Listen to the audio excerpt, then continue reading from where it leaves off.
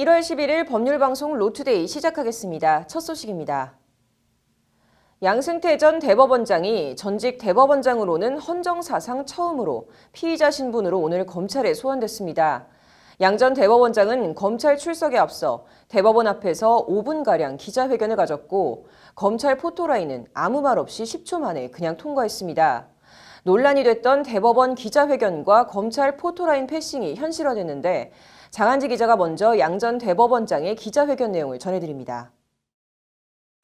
대법원장으로 6년을 근무했던 대법원 정문안으로는 발도 못 들이고 대법원 청사 입구 앞에서 기자회견을 한 양승태 전 대법원장의 표정은 딱딱하면서도 착잡해 보였습니다.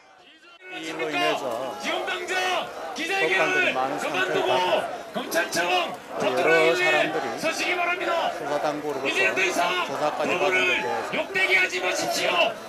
배우자 인기 기준을 또한 사법농단으로 사법행정권 남용과 재판거래 등 파문에 대해선 나중에라도 만일 과오가 밝혀진다면 이라는 단서를 달아서 책임을 지겠다고 말했습니다. 이 모든 것이 살비한 바닥을 떨어졌습니다.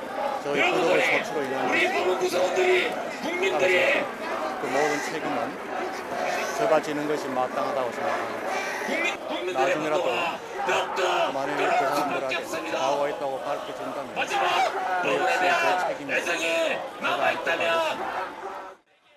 피의자 신분으로 검찰에 출석하면서 대법원에서 기자회견을 하는 것이 부적절하다는 지적에 대해서는 자신의 인생을 얘기했습니다. 대법원에서 기자회견을 한다기보다는 제 마음은 대법원의 전 인생을 법원에서 근무한 사람으로서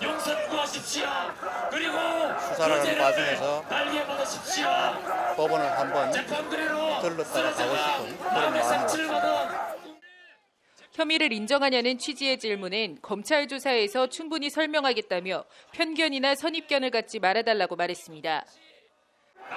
저는 오늘 양심이라도 남아있다면 기사회견 조사 과정에서 포토라인에 서십시오. 구체적인 사실관계를 기억나는 대로 가감없이 답변하고 또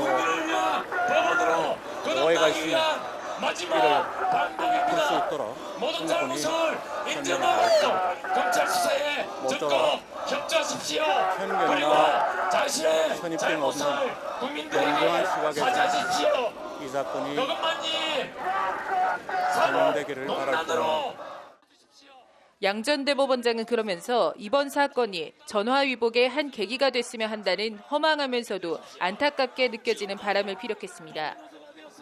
헌정사상 초유의 전직 대법원장 피의자 신분 검찰 소환이라는 불행한 역사의 현장이 오늘 펼쳐졌습니다. 검찰은 양승태 전 대법원장에 대한 조사를 마무리한 뒤 한 차례 영장이 기각됐던 박병대, 고영한 두 전 대법관과 함께 신병 처리 여부를 결정할 방침입니다. 법률방송 장한지입니다.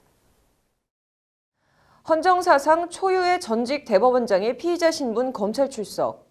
오늘 대법원과 검찰 주변엔 사법농단 몸통 양승태를 구속하라라는 목소리와 문재인 정권의 하수인 검찰을 규탄한다는 목소리가 동시에 울려 퍼졌습니다. 김정래 기자가 현장을 취재했습니다. 대법원장으로 근무하는 6년 동안 경례를 받고 드나들었을 대법원 청사가 오늘은 바리케이드로 막혔습니다. 바리케이드 너머 대법 청사 안쪽으론 양승태를 구속하라, 양승태는 사죄하라는 현수막과 피켓이 성남무리를 이루고 있습니다. 대법원에서 기자회견을 하겠다는 양승태 전 대법원장에 대해 꿈도 꾸지 말라며 법원 노조가 양 전 대법원장을 막아선 겁니다. 일말의 양심이라도 남아있다면 기사회견 당장 중단하고 검찰청 포토라인에 서십시오. 양 전 대법원장은 무심한 얼굴로 바리케이드 넘어 대법원을 한번 쓱 쳐다보고는 대법원 문 바깥에서 기자회견을 이어나갔습니다. 다시 한번 송구스럽다는 말씀을 드리고 신뢰를 회복할 수 있는 이 상황은 유일한 길입니다. 안타깝긴 하지만 준비한 말을 마치자마자 곧바로 기자들의 까칠한 질문들이 날아듭니다. 여기서 기자회견하시는 게 후배 법관들에게 부담 줄 거라는 생각 안 해보셨습니까? 편견이나 선입감 없는 시선에서 기자회견을 하는 양 전 대법원장 주위에선 사법농단 몸통 양승태를 구속 처벌하라는 날카로운 목소리들이 울려 퍼졌습니다. 다른 한쪽에선 문재인 정권의 하수인 검찰을 규탄한다는 현수막을 펼쳐든 보수단체 회원들이 양승태 대법원장님 힘내세요를 외쳤습니다. 사법부를 잡아준 거는 그만 보고 없을 테니까 가요 공정 재판하라. 양 전 대법원장이 기자회견을 마치고 검찰로 향할 때는 양 전 대법원장에 접근하려는 사람들과 이를 저지하려는 경찰 등이 얽히며 험악한 분위기가 연출되기도 했습니다. 우여곡절 끝에 양 전 대법원장을 태운 차는 서울중앙지검에 도착했고 양 전 대법원장은 기다리던 취재진의 질문에 일절 답변하지 않고 곧장 검찰청사로 들어갔습니다. 강제징용 소송에 대한 재판 개입, 이거에 대해서 불신이 생길 수 있다는 생각이 없으십니까? 인사 불이익 조치가 결단코 없다고 하셨는데 지금도 그 생각 변화 없으십니까? 대법원 앞 기자회견과 검찰 포토라인 패싱 등 오늘 벌어진 일련의 행보에 대해 법원 안팎에선 누구의 코치를 받고 저렇게 하는지 모르겠다는 자조 섞인 한탄이 흘러나오기도 했습니다. 지난해 6월 자신의 집 부근 놀이터에서 모든 혐의를 부인한 양승태 전 대법원장. 오늘 역시 검찰 포토라인에 서지 않으려 대법원 정문에서 기자회견을 강행했지만 양승태 전 대법원장의 꼼수는 계속됐습니다. 법률방송 김정래입니다. 이런 가운데 오늘 대법원에선 조재현 신임 법원행정처장의 취임식이 열렸습니다. 조재현 처장은 어떤 인물이고 김명수 대법원장이 조재현 처장을 임명한 배경 등을 들여다봤습니다. 이현무 기자입니다. 김명수 대법원장 사법부의 두 번째 법원행정처장으로 취임하는 조재현 대법관은 낮은 자세를 강조했습니다. 몸은 법대 위에 있어도 마음은 법대 아래로 내려가야 합니다. 법관들이 처리하는 사건 하나하나에서 우리 법원 직원들이 마주하시는 민원인 한 사람 한 사람으로부터 조재현 신임 법원행정처장 스스로 낮은 자리에서 출발한 입지적인 인물입니다. 어려운 가정 형편으로 덕수 상고를 나와 한국은행을 다니며 성균관대 법대 야간학부를 주경야동으로 다니고 1980년 제22회 사법시험에서 수석 합격해 판사로 임용됐습니다. 8년여의 법관 생활을 뒤로 하고 변호사로 기업해 24년간 변호사로 일했고 2017년 7월 당시 양승태 대법원장 제청으로 대법관에 임명됐습니다. 서울대 법대의 정통 법관 출신이라는 대법관 주류와는 상당히 떨어진 인사입니다. 대법원은 앞서 조재현 법원행정처장 임명에 대해 법원 내부의 한정된 시각이 아닌 국민의 시각에서 사법개혁을 이끌어갈 적임자라고 임명 사유를 밝힌 바 있습니다. 만물은 오래되면 상하기 쉽고 고인물은 썩기 마련입니다. 사법부는 더 개방적이 되어야 하고 더 미래지향적으로 혁신해야 합니다. 조재현 법원행정처장은 지난해 11월 말에는 일제 근로정신대 피해자들이 전범기업 미쓰비시중공업을 상대로 한 손배소 주심을 맡아 위자료 지급 책임이 있다는 판결을 내린 바 있습니다. 사법농단과 재판거래 파문, 사상 초유 전직 대법원장의 피의자 소환 등 어수선하고 혼란한 법원 분위기를 다잡고 법원개혁 동력을 다시 확보하려는 김명수 대법원장의 의중이 그대로 반영된 인사라는 평가입니다. 바쁜 걸음이더라도 조금만 더 천천히 함께 가도록 하십시다. 저부터 대법원장님을 보좌하여 대화와 소통에 앞장서겠습니다. 앞서 안철상 전 법원행정처장은 육체적 정신적으로 힘들었다며 사의를 표명한 바 있습니다. 조재현 처장이 법원행정처 폐지를 골자로 한 사법부 개혁을 실현할 경우 조재현 제25대 법원행정처장은 마지막 법원행정처장이 됩니다. 같은 날 전직 대법원장은 피의자로 소환되고 법원행정처장은 새로운 출발을 합니다. 조재현 법원행정처장 취임으로 사법부가 국민의 신뢰를 회복할 새로운 시작을 할 수 있을지 주목됩니다. 법률방송 이현무입니다. 법정에서 실형 선고까지 받은 피의자가 도망을 가는 황당한 사건이 일어났습니다. 이호용 변호사의 뉴스와법에서 이 얘기 자세히 해보도록 하겠습니다. 이 변호사님 어서 오십시오. 안녕하세요. 일단 이번 사건 이거 무슨 일이 벌어진 겁니까? 네, 어제라고 하는데요. 청주지방법원에서 실형을 선고받고 이제 법정 구속되기 직전에 달아난 김모 씨 사건으로 어제 하루 뉴스가 좀 뜨거웠습니다.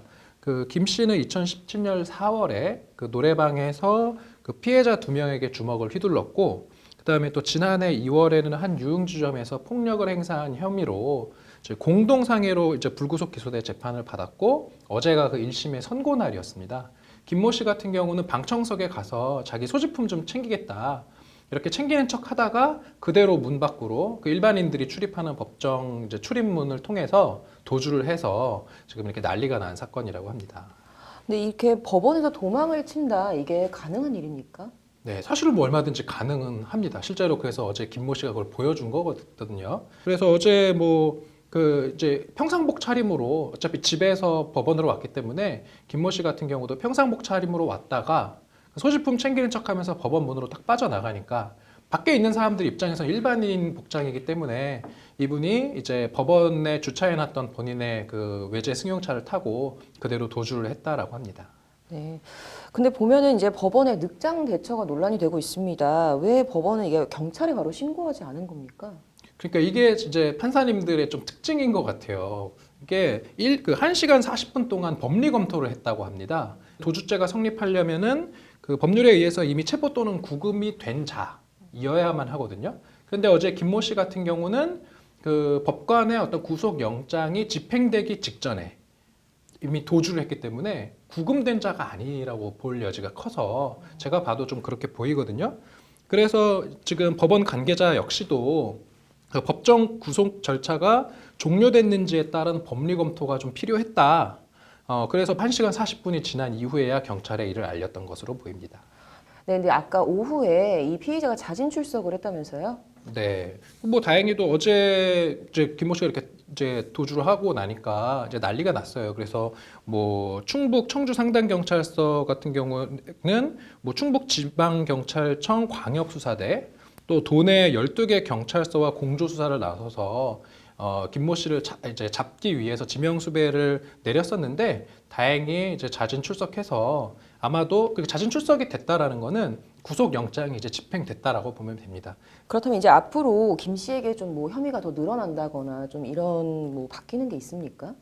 도주죄는 성립하기가 어려운 것으로 보이고 다만 김모 씨가 도망치는 과정에서 뭐 이를 말리는 법정 경위를 밀치거나 어떤 폭행을 행사했다면 공무집행방해죄가 이제 성립할 여지도 있는데 어제 같은 경우는 그런 상황은 아니라고 봅니다. 따라서 그 김모 씨에 대해서 추가로 어떤 범죄 혐의가 뭐 더 덧붙여져서 추가 기소가 될 것 같지는 않고요.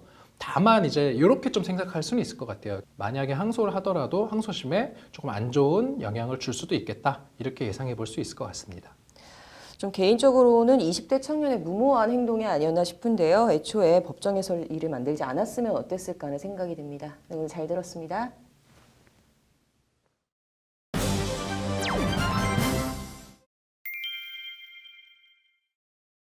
법률방송 기자들의 시선으로 바라본 세상, 취재 파일. 오늘은 갑질에 대해 얘기해 보겠습니다. 김태현 기자입니다. 많은 사람들을 공분케 했던 대한항공 땅콩해양과 오너딸의 물벼락 갑질, 웹하드 업계 황제라는 양진호 회장의 갑질과 인터넷에서 잊혀질 권리로 대박을 친 마커그룹 송명빈 대표의 갑질까지 금수저를 물고 태어난 재벌 3세든 타고난 재주와 능력으로 자수성가한 사람이든 갑질을 행한 당사자들을 관통하는 공통점이 있습니다. 바로 모든 갑질엔 나름의 이유가 있다는 겁니다. 출발하려는 비행기를 멈춰 세운 땅콩 갑질엔 기내 서비스가 불량하다는 이유가, 물벼락 갑질엔 프리젠테이션이 부실하다는 이유 아닌 이유가 있었습니다. 양진호 회장의 온갖 황당하고 기이한 갑질의 뒤에는 직원들 정신개조라는 역시 황당한 이유가, 송명빈 대표의 상습 폭행 갑질엔 직원의 횡령이 있었다고 주장합니다. 한마디로 맞을 만하니까 맞았고 당할 만하니까 당했다는 식입니다. 그 기저엔 자신들의 행위를 갑질로 인식하지 못하는 공감 능력 결여가 깔려 있습니다. 하나같이 내 잘못이 아닌 상대 책임이자 잘못이다라고 주장하는 갑질 당사자들.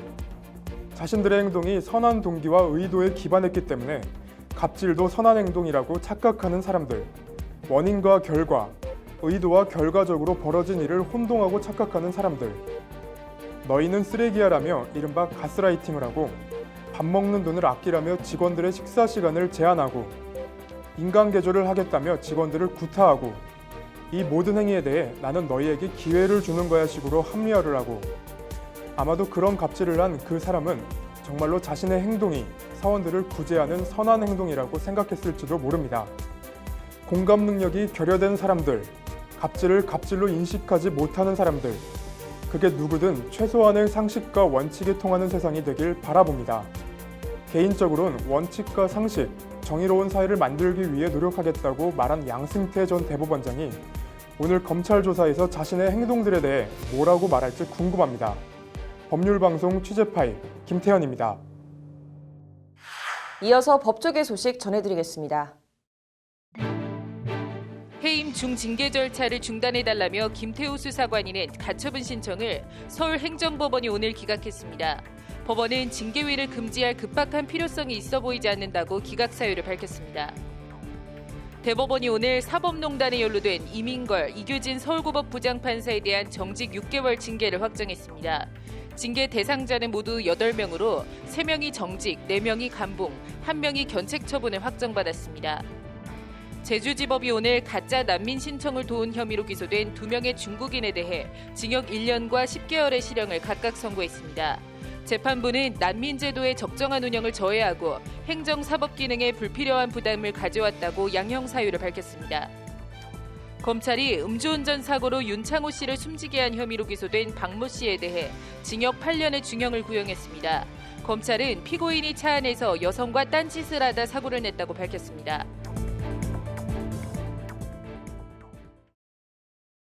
(1월 11일) 법률방송 로투데이 여기서 마치겠습니다. 시청해주신 여러분 고맙습니다.